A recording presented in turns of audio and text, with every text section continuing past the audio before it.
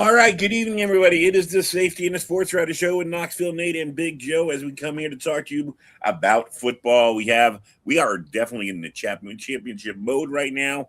We have Indiana and the surprising Miami Hurricanes that will be duking it out for the NCAA crown. We have a couple of I don't want to say surprise guests. I mean, they're there because they deserve to be there in the NFL, like the Patriots, who no one expected, and maybe the Bears, maybe the Seahawks. So we got to see some new blood, probably hoisting trophies. Well, for sure in the NCAA, and we'll see if we can get a new blood hoisting the Lombardi in the NFL. But the big thing today, as everybody expected, it was all week long was expecting. Here it is. John Harbaugh is now the coach of the NYG New York Giants, and the crowd goes wild. So, hey, look, I try and keep everything on an even level. I think of the candidates that are out there, he's the best one they could come up with. He brings at least a resume. I'm not going to say he brings a championship resume, but he does know how to get to the playoffs. He does know how to coach a team to be a winning team and a winning program. And we will see. We will see. But I couldn't have been more pleased with who they picked for their coach. Go ahead. Come at me. One man's trash is another man's treasure, I guess. That's No, right. I just was laughing because you for a long time told me that the Ravens needed to move on from him. And at first I fought you on it. And then after a couple of years, I'm like, wow, he's not really getting, the most out of, Lamar. And then we're like, well, he doesn't really have a receiver. Then they got Zay Flowers. And I'm like, well, now he's got a tight end. Now he's got a wide receiver. Then they got Derrick Henry. And now I'm like, well, he's got a tight end. He's got a receiver. He's got quarterback. He's got a running back. But then the defense kind of took a crap. So, I guess my question to you would be, obviously things didn't go well the last several years playoff wise for the Ravens. And Right. Whenever Lamar got hurt, okay, Right. every time Lamar got hurt, they did not win. At all. And I understand that. I mean, any team, if their franchise quarterback who's a league MVP gets hurt, they're not going to win. I don't really blame John Harbaugh for that. What I do blame him for, and my questions to you are, why couldn't they win, and get further in the playoffs? And do you think, and I'll give you you want to hear my theory? My theory is with every coach, the biggest thing with a coach, no matter where they are, what they're doing, is who's calling your plays, who's running your defense. And if you recall, when he had Wink Martindale, when he had McDonald, the head coach now at the Seattle, their defense was lights out. But the last couple of years, their defense has been trash, and I think that's what's been holding them back. And, before that, they had some offensive issues as far as consistency goes. But I guess my question to you is, why did they never win the title, or get to a Super Bowl or get to an AFC championship game, with an MVP quarterback? Well, my answer is he happened to spend his 18 years in Baltimore. He did win once, which was kind of a fluky thing because it was with Joe Flacco, and he played his brother, and we won't go over that.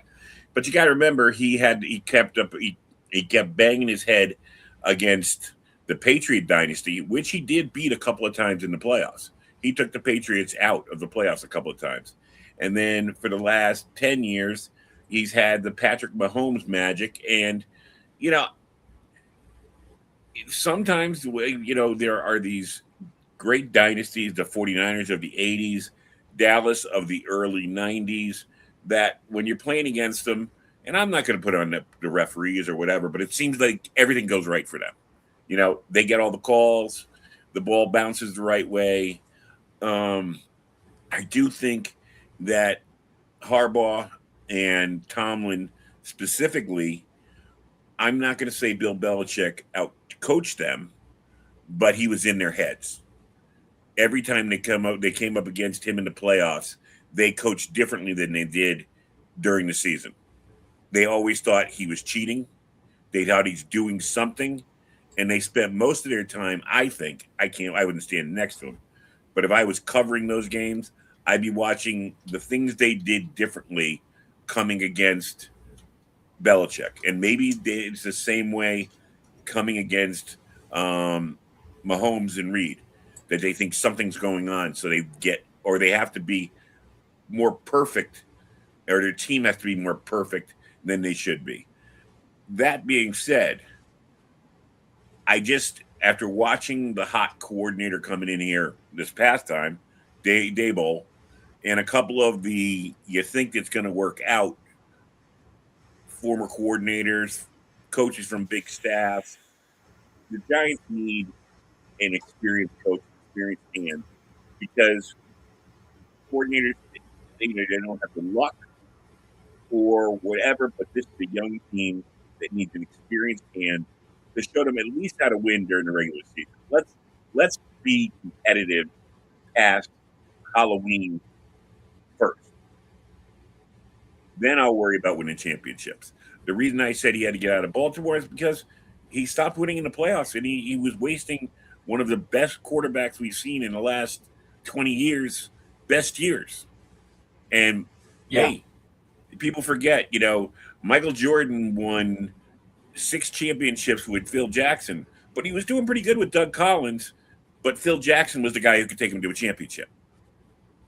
Yeah, and sometimes you just need to find that right combination. And I will say that I feel like he got out coached in that game. Not this season, but the season before when they played, the Chiefs in Baltimore, that 17-10 game where they just, it was like the fumble by Zay Flowers. It was like the details were lacking there. And for whatever reason that happened, and maybe move on. But I can tell you this, one thing that I think that all Giants fans should be excited about is this guy's a proven commodity. You're not going to have somebody getting their feet under them as a head coach. And B, I think, getting fired from Baltimore might, ignite the flame underneath this guy's pants and maybe want him to, win another Super Bowl or win at a high clip and prove that they made a mistake. You know what I mean? I could see him wanting to, right the wrongs and prove Steve Bisciotti wrong for wanting to move on from him. I mean, do you feel that way at all? Yeah, I think it definitely, if he is a competitor, it gives him something to aim for, to prove that Baltimore was wrong. And the other thing about it is, the question is going to be, Baltimore is definitely a premium market, but now he's coming into a market where the reporters in his press room are going to be 3 times the amount that he had in Baltimore. I mean, when they were playing in the playoffs and in the Pittsburgh game, and when it was a national game, they had a lot of people there. This week, every week, in and out, there are going to be so many people in his press conferences. But I think he's built for it. And if he does turn this around, it cements him as Tom Coughlin was a good coach who when he first came in, he helped Jacksonville almost get to the Super Bowl early. Didn't make it, but he was successful at Boston College. He was successful at Jacksonville. But once he won with the Giants, he's now elevated. So this might be something he's looking at. So we'll see about that. It's gonna be interesting. The thing in him that just is crazy is, okay, the Giant job is filled. That's all set. And now you get the Steeler job open.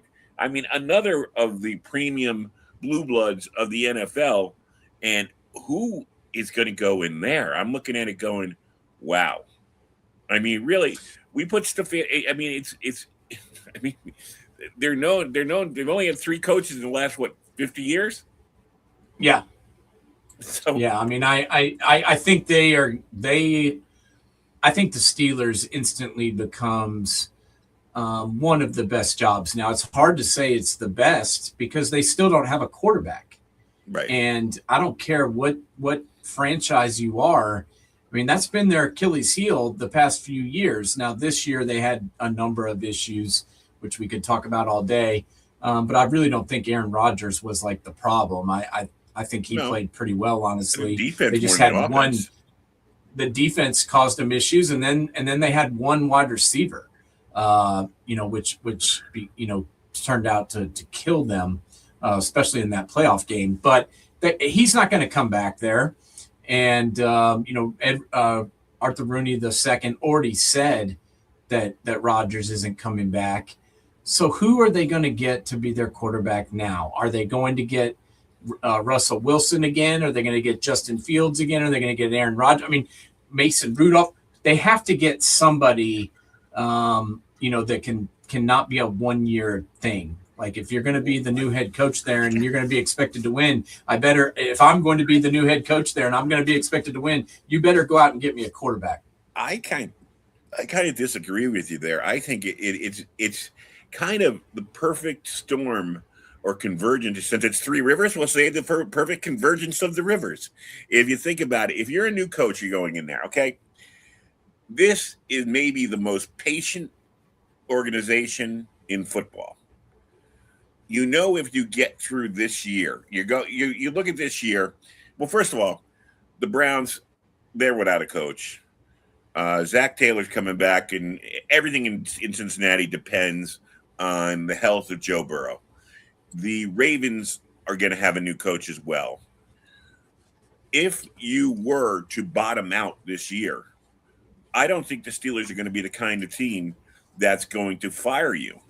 And you might have a chance to get the next Ben Roethlisberger, whether it be Arch Manning, whether it be one of the other guys you watch week in and week out religiously coming out next year, which might be a better year for quarterbacks anyways.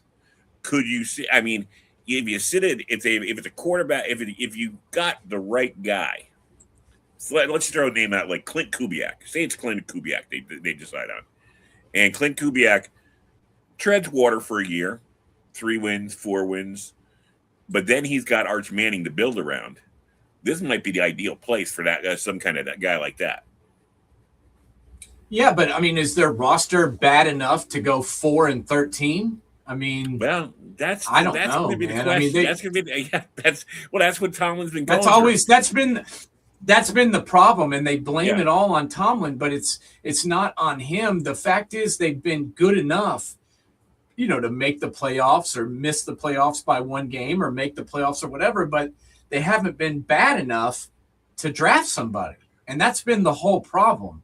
So my thing is, why not go out and try and resurrect somebody, this year, like has been done in other places. I'll give you, this might be a popular name, but here's one guy that I watched this year that looked pretty damn good, and that's Mac Jones. Out in San Francisco, and he's young. He's young too. He's young, and he was, a candidate. Did he win Rookie of the Year? I think he was up there. He was up there. He had a really good year. Well, yeah, he had a really good year. He took the Patriots to the playoffs in his rookie season, and he was a first team All Rookie. He was on the Pro Bowl. He won the national championship twice, once as a starter and once as a backup. He won the Johnny Unitas. He won the Davey O'Brien, the Manning Award, all that stuff. And let me tell you, this year as a starter, and I mean, just look at the 49ers. They missed Brock Purdy for a large portion of the season. Half the season. And they have an immaculate record. And a big reason why is because of Mac Jones and the way that he played throughout the season. I mean, I was blown away by how well he played this year in the starts that he got. I mean, especially that first game he played, that last game he played against the LA Rams. where he was 33 of 39 for 319 yards and 3 touchdowns. That was a hell of a game. And, and that's one that they lost. But, he won almost all the other games and, really, really showed me something and, went 5-3 as a starter in 8 games. And like I said, that one loss was certainly not his fault. I think he might be, I'm not saying he's going to go to Pittsburgh, but I'm saying somebody like him, I would go out and get and see if you can get the next Sam Darnold, see if you can get, the next Daniel Jones or whomever. Well, who do you think now? I mean, there's not a lot of the who goes to Pittsburgh. You got to figure Pittsburgh and Baltimore are going to be the next one. Now that the Giants, I still want to know that he signed the contract to feel best about this. But now that Harbaugh seemingly is off the board, you would have to say the Steelers and Baltimore are the next two to go. Who do you think? Where do you think? Who's going there? That's a great question. Those teams are the most recent to fire their coach, so they're just now getting started with this, and that kind of puts them behind the 8 ball. Hopefully, John Harbaugh will sign the contract and get it done in New York. Because if he does, I would say the Giants were smart. If you're going to fire a coach in the middle of the season, you better have a damn plan. And right. I'm not saying they did, but they at least went out and got the guy that they targeted here most recently and brought him in and tried to make it so he doesn't leave the building. But yeah, I don't know. And, I'm confused. I'll have to see, who they interview in person, not these Zoom interviews don't really count to me. Right. What matters to me is who you bring in person and who you bring in twice, maybe who brings their family into town, that kind of shit would lead me to believe as to who they're leaning towards. But I honestly couldn't say. I know that some of the candidates that they're looking at, I know that the Ravens are looking at Jesse Minter, the defensive coordinator from the Chargers. I think a lot of people are looking at him, but I know the Ravens, just because he did coach there previously, are certainly taking a good look at him because he's one of these next up and comers that is probably going to get a job here in the next year or two. It's kind of funny that the next two, the Steelers and Pittsburgh, are the teams that have the least experience looking for coaches. Yes. Neither had to look for a coach for 20 years. So it's like every franchise has plenty of experience looking for coaches. And here, I've got the list. This is the list that was released by the Ravens as far as who they have signed up to come in and interview. Okay. Yeah. Jesse Minter, who I just mentioned, he's the first name on the list. I hadn't seen the list before, and I was right, so I'd like to pat myself on the ass for that. Number 2, Jim Schwartz, the defensive coordinator from the Cleveland Browns. Number 3, Brian Flores. 4, Cliff Kingsbury. 5, Matt Nagy, Kevin Stefanski, and Clint Kubiak. The one that sticks out with me, and I was thinking about this today, and I wanted to bring it up to you anyways. Why is Cleveland going to let Schwartz go out of town? Your defense is your power. Your defense is the only thing you have settled. He is your defensive coordinator. I mean, I would do, you do the Rooney Rule, whatever, but I would not let Schwartz get out of I would have, gotten my 2 or 3 interviews that I have to get done, already done. And I would have signed, once Harbaugh got signed, I would have signed Schwartz today. I would have sat there and said, look, this guy knows our team. He knows our defense. We can't bring a guy in here that's going to change our defense. We need a guy that can, and Schwartz he has experience as a head coach. So I agree with you 100%, but it's the Browns.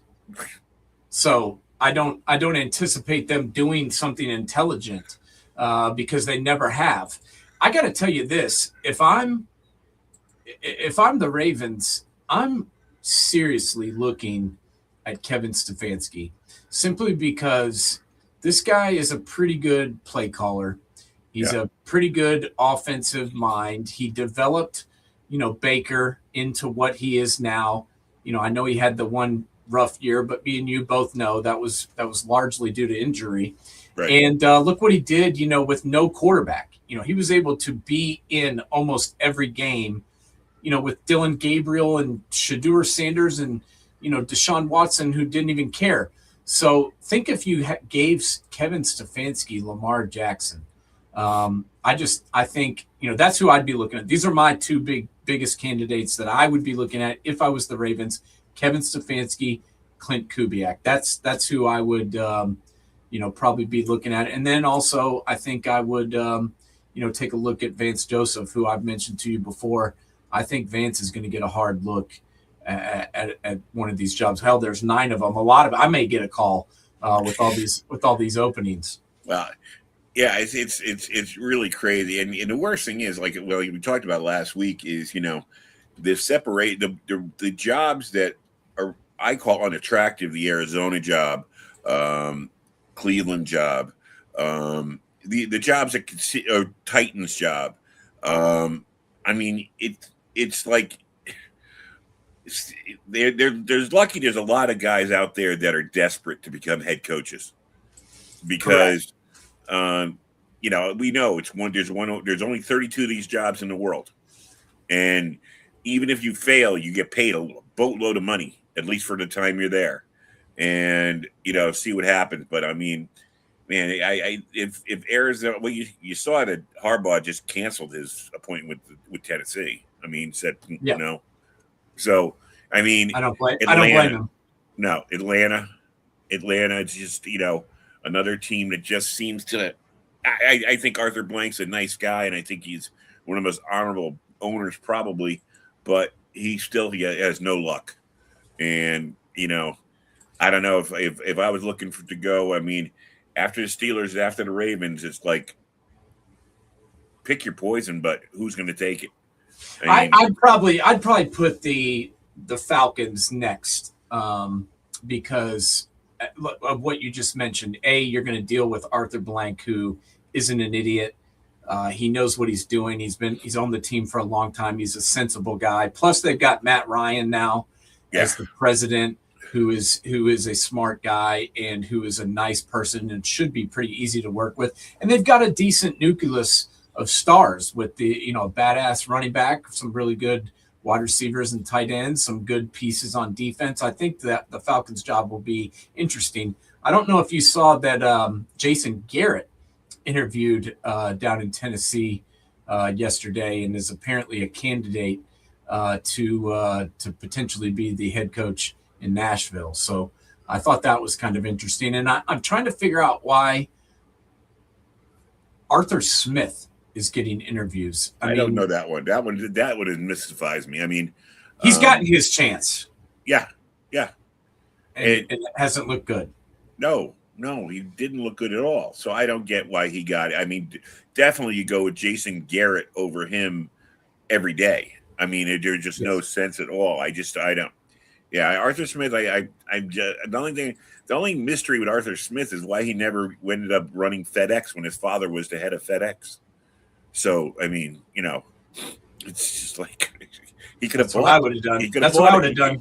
He could have bought a team, for God's sake. Yeah, that's what I would have done. But the Steelers one is going to be interesting because we know that they're looking for somebody to be there long term. They don't want to hire some guy and have to fire him in 2 or 3 years.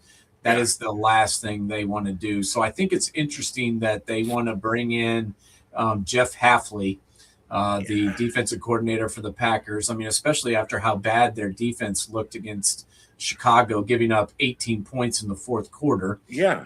Not sure I'd call him, but they did, and they're interviewing him this week. And then also Giro Evero, the Steelers have also called him in, who is the Carolina Panthers defensive coordinator. He's been in the NFL in some capacity since 2007, but has only been a coordinator, I think, maybe for a year or two. So I kind of thought it was weird that they brought him in, but that's a guy they brought in. And then also the Steelers are interviewing Jesse Minter. So Jesse Minter is probably the hottest candidate out there right now. And I think one of the reasons is he's got a lot of experience. You know, he won the national championship while cheating in Michigan with Jim Harbaugh. He also went to the Chargers with him. They gave up only 19.8 points a game this year, which was 8th best in the league. He's only 42 years old. You know, I think Jesse Minter is going to get one of these jobs, and I also think, you know, a lot of people are looking at Chris Shula as well, the defensive coordinator for the Rams. I think you know, there may be a team or two that's waiting around, you know, for some of these guys that are still coaching, you know, while the playoffs are going on. Yep. All right. Let's get off. Let's do a little bit of playoffs right now. Coming up, a really good weekend last weekend, except for maybe the Patriot game on Monday or on Sunday night, and the Texans Steelers, of course. I mean, 30-6. Although that fell apart late. It was close. It was close to the fourth. Right. The first games were outstanding, all coming down to the end of the game, all the games in it. What was the surprise of the weekend? Would you say the 49ers going into Philadelphia? You know, I yes and no. And I say that because was I surprised that Coach Shanahan put together a gym? No, I wasn't. This guy knows how to coach. He knows how to coach in the playoffs. He knows how to put a game plan together. Wasn't surprised by that at all. The one thing I was surprised about was the 49ers defense just straight up handling the Eagles offense when they're missing about 5 starters. And I'm being generous with that. You know, no Nick Bosa, you know, no Warner at linebacker. They're missing a lot of pieces, and the fact that they were able to essentially shut down the Eagles on offense, I think, was pretty impressive. Now, it was still a fairly close game, but you know, that was a huge win. I was impressed by the 49ers and everything they did, and also being able to overcome two turnovers. That was pretty amazing. But I'd say, yeah, that was probably the most surprising, just because, you know, it was on the road and they were missing so many people. You know, a lot of criticism coming out of Philly, about Hurts claiming that their offense is predictable and very, very. They don't run a lot of plays. They don't do a lot of different things. They don't throw formations at you. They don't do, you know, a lot of, you know, they'll run the same plays on the same formations instead of running, you know, their basic plays on different formations, giving you different looks. A lot of criticism about, and they fired their offensive coordinator. And I mean, I know you like Jalen Hurts. I like Jalen Hurts. I mean, he wins. Like I say, he wins. The one thing he does is he wins. And it can't help him that this is his 5th coordinator in 5 years. No, but you know, the big thing was they should have fired this guy halfway through the season. We all could tell that the offense wasn't working. Everybody knew it. You knew it. I knew it. Nick Sirianni knew it. Jalen knew it. Fucking AJ Brown certainly knew it. Hell, he was telling everybody about it. So why not make the change, you know, halfway through? I didn't understand what. I guess Nick had loyalty to this guy. I don't really know their relationship, to be honest with you, because I didn't know a whole lot about you know, their offensive coordinator who got fired. I didn't really know that much about him, but I could tell from the first week of the year that this wasn't working, that he just was not the right guy. And their offense just declined.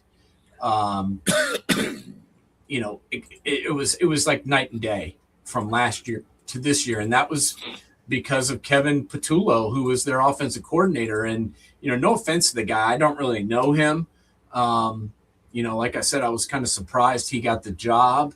But the reason he got the job was because he'd been on staff for the Eagles since 2021. And so I think he was pretty good friends with Sirianni. I think Sirianni had a soft spot for him. But it just didn't look right to me from the beginning of the season. And I was completely shocked that they didn't fire him. After that Bears loss, when they, November 28th, when his house was vandalized and egged by the Philly fans. And, I'm not saying that's right, but I am saying that at that point, I think it was time to make a change and fire him. Yeah, it's funny, these head coaches, they all have a vision of what they want their offense to look like and what they want their defense to look like. So why didn't Sirianni say, well, this isn't what the offense I dreamed up? It's like, whatever your vision is, it ain't gonna work. I mean, we've seen guys since forever. The head coach don't like it, I'll do the play calling, whether it be Bill Parcells, anybody. Jim Fossil did it in New York. Jim Fossil did it to Sean Payton. And who's better play caller than Sean Payton? Look at Dan Campbell. I mean, he's obviously been friends with Johnny Morton for a long time. Gave him, promoted him from within. And about 7-8 games in, he's like, Johnny, I'm calling the plays, and he took it over. And you know what? I think he should have, and he did actually a pretty good job calling the plays, and he had done it before. So that's an example of what he tried to do. Now, the Lions had a ton of injuries and problems, and they ended up missing the playoffs. And, we can go talk about that another time. But I have to give Campbell credit for acknowledging the problem and trying to fix it. And why Sirianni just kind of ignored it and thought that it would fix itself, I don't know. But I feel like that cost them, a chance to repeat, because the offense was so bad. The defense had started playing better towards the end of the year, and certainly it wasn't the defense's fault that they got beat. All right, let's take a look at this week's games. Starting on the 17th, we have the Bills going out to the Broncos. The Bills made it through. They a little bit of a struggle, but they made it through.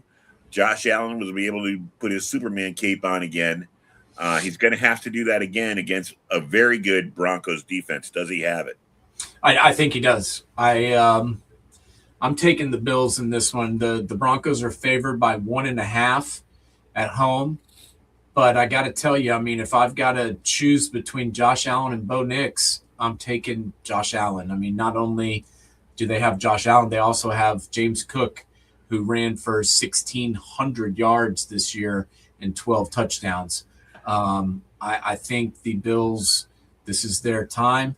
I feel like they survived a close one with a good Jacksonville team that's been playing as good as anybody the last 5 or 6 weeks. I mean, they really have. And they went down there to Jacksonville and got it done. And I feel like they're going to go into Denver and win. I hope they don't. I hope Denver wins. But I just have a funny feeling that Josh Allen's going to go get it done. He's got a lot of playoff experience, Joe, and he's not going to be surprised by anything. And then at night, we have the Niners going to the Seahawks. It's getting harder and harder to bet against Sam Darnold. But still, every week, or we seem to come up with a referendum of, will the old Sam Darnold ghost come out of the closet this week, or can he keep doing this? And then the other side, no George Kittles. I mean, another guy goes down for the Niners, and it's hard to go against the Seahawks because you got to figure the Niners, the injuries are going to catch up to them sometime. What do you think? Yeah, I think the injuries are going to come to play here just because, the Seahawks have been so good at defense here as of late. And then also, the Seahawks can run the football. So it's not going to just be all on Sam Darnold. It's going to be their running game. It's going to be Sam Darnold. It's going to be everybody. And I feel like the injuries are going to start taking their toll. He was able to, Shanahan was able to, when Kittle went out, he was able to use Juszczyk in some of his routes and was very, methodical and how he did that. And it worked out good. But do I think he can do that again against the Seahawks, a team that knows, these guys know each other inside and out. Yeah. I think it's going to be tough, and I'm going with the Seahawks in this one. Okay. Early game on Sunday. This is an interesting game, I think. I gotta go again. I'm gonna go against my Northeast bias here because that Texans defense is really just making me stand up and watch. I mean, and as we talked about last week, defense travels, especially in the playoffs. So the cold weather of the Northeast is not going to really bother Houston because they're a defensive team. And I think it's a miracle what Vrabel did so far. But I don't think this is the year he's going to get them to the championship. I think Houston, they've been building kind of towards this since C.J. Stroud got there with Ryan as the coach, and I just think their defense right now is the best defense around. I agree. I agree with everything you said, but I still just don't know if they're going to have enough to win another road game. You know what I'm saying? I mean, they already went to Pittsburgh and were able to pull it off. Can they travel across the country again and win again against the Patriots? I think that's a tough order. But I mean, if anybody can do it, it's this defense. They're the best defense in the league, but they're going to need more out of CJ. CJ's going to have to, obviously I love him. I'm a Buckeye, at heart, and I love CJ Stroud, but he had a rough game. And there's no ifs, ands, or buts about it. He has got to be better. And if they're going to beat the Patriots, he's going to have to show up. You know what I never understand about this, especially in playoff time? You got a team like Houston. Why travel back again? I don't know why they didn't call up the Jets and say, can we use your facilities for a week? We'll pay rent, whatever you want to do, just so I can keep my team up around here. Can you keep them in the cold weather? You get them, and the other thing is you get them away from the distraction of everything back home. Right. You can really concentrate on football with them. I don't know why they traveled back to Houston. If I was the head coach, I would have said to the owner, "Look, we'll rent out a hotel room. We'll go talk to the Jet. I'll talk to Fordham University, get their facility, right, and we'll work out there." I agree. I think that would have been smart to stay up in the East Coast, or at least stay somewhere close by so they don't have to travel back and forth. I think that's a lot to put on these guys, especially a young team that's, this is their first road win in 15 years. And a lot of these guys have never done it. They've got a relatively still young coach. I think it would have behooved them to stick around. All right, in the last game, the Rams and the Bears. The Bears came from behind. Watching that game, I thought Green Bay was just going to run all over them. LaFleur's what's his name? The defensive coach and LaFleur did not look really good in the second half there, or at least the last quarter. Ben Johnson, I guess he brings an attitude to Chicago they haven't had since Bright Ditka, because he takes on the opposing coach and wants to kick his ass. Caleb Williams is showing me more than I ever thought I'd see out of him.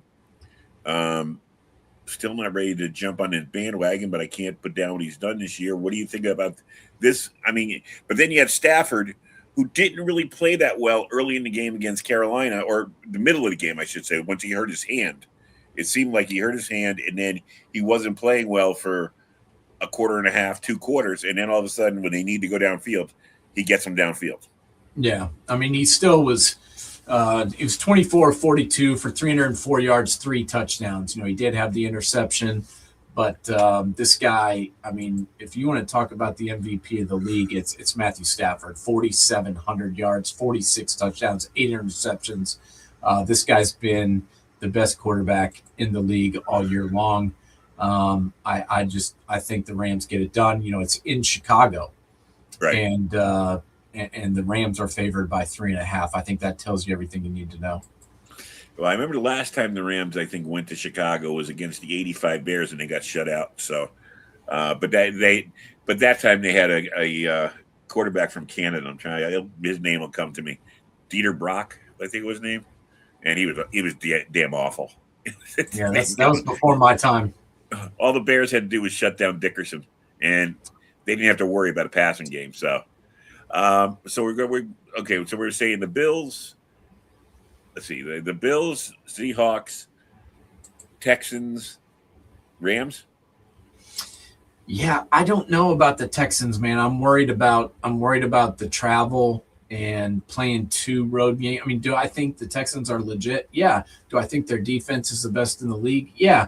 Do I think they can win 2 weeks in a row on the road against 2 good teams? I don't know, man. I sure hope they do. I love CJ and I love D'Amico Ryans. Not to mention those guys on that defense. I love them. I hope they win. But if you're asking me who I'm picking, I'm taking the Pats. All right, let's do one quick one on the Indiana-Miami game. If you sat there at the beginning of the NCAA season and you said Indiana and Miami, it's going to come down to Indiana and Miami. Couple of things I want to ask you about here. First of all, you got to admit no one would ever put that together. How much does this piss off the NCAA committee to have Indiana against Miami instead of one of the blue bloods in there? At least, something that, it's kind of a matchup. I don't want to say, Indiana has caught on with a lot, especially with Mendoza. A lot of America is loving this team, loving this coach, loving this quarterback. But this Miami team, you have a journeyman quarterback, a mercenary, even though Mendoza is as well, who went from Georgia and went down to Miami. Miami doesn't have the mystique or the hatred they used to have. What does NCAA think about this matchup? As far as I think they're cool with it. Yeah, I think they're cool with it. I think this people will watch this game. I mean, Indiana has the largest alumni population of any school in the NCAA. I don't know if you noticed, but in that game, against Oregon, it was almost entire. The stadium was almost entirely Indiana fans. I've never seen anything like it as far as like the percentage of one team to the other. They have fans galore all across the country. You never really knew it because they've never been good before. Right. But this isn't like a fluke 1 year thing. This is 2 years in a row. This guy's done this. He's now 25-2. That's a pretty good start to your career. And it's not just Mendoza. I mean, Mendoza is good. He deserved to win the Heisman. He is 100% legitimate. But if you go back and you watch that Oregon game, the reason they won that game was because of their defense. They turned over the Ducks 3 times. They had a pick 6 on the first play from scrimmage. Yeah. They just were relentless, and they just shut down everything that Oregon wanted to do. And that's just, that's the type of team this Indiana team is. They can do it on all 3 phases, and I think their defense has been underestimated. That being said, Miami's defense is absolutely legit. The only thing I don't understand is how in the hell did this team lose to SMU in Louisville?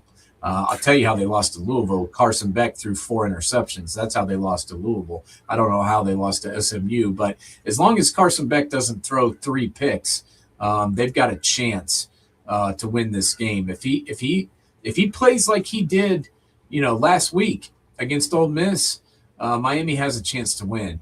If he does not, that's going to be a long day. All right. Well, who's your pick? Is it Indiana? I'm taking Indiana. Yeah, I think, like I said, I think they're gonna mix up stuff. I think they're gonna do things that he has not seen, and just Indiana's got 2 really, really good corners, and nobody really talks about him. But that kid Pons, he is so good, and I think one of the most underrated players in all of college football. I would take him on my team any day of the week. He can cover anybody. I watched him cover Jeremiah Smith the entire day, and he certainly did an admirable job there. And then Aiden Fisher, the linebacker, he is absolutely relentless in his efforts. But Boykin is a good defensive back, and then the one bad thing is Relia Hardy got injured celebrating the Big Ten championship and is still going to be out. So that could be a problem. But I like this Indiana defense to give Miami's offense some problems. They're not going to run all over them. All right. Well, we got a full slate of football this weekend. Again, like I said, it's the greatest time of year. It's the saddest time of year because we're coming down to the end of the football season.